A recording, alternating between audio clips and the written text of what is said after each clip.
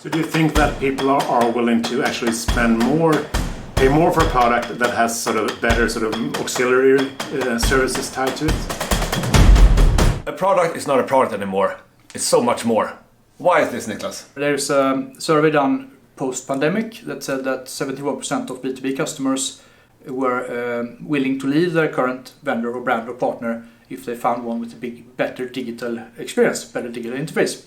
So you need to work with the core product and the actual product and the pricing. That's a given, but you have competitors. Where you need to be unique and put your R&D is in the digital part, your augmented product. So do you think that people are willing to actually pay more for a product that has sort of better sort of auxiliary services tied to it? Definitely, man, and it's also a matter of keeping your current customers, because they are willing to leave to the ones who have a better digital experience. And that might be something easy, like having you're able to pick up the last mile to have it shipped at your home at 10 p.m.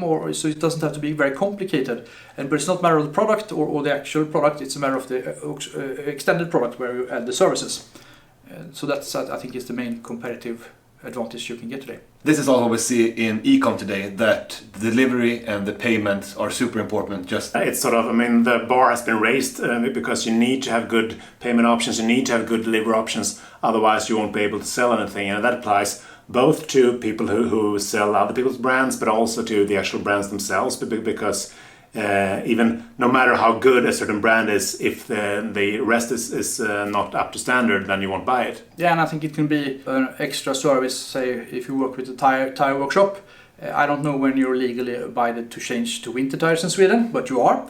And as the tire workshop will know that, so if they send me a notification, hi dear customer, we see that you haven't changed your tire, please come in next week, click here to book. Doesn't cost that much, but it's produced very much value for me as a customer. Yeah. And that service will make me to be very loyal to that tire shop, of course. Yeah. So I think that's the key to gain new business.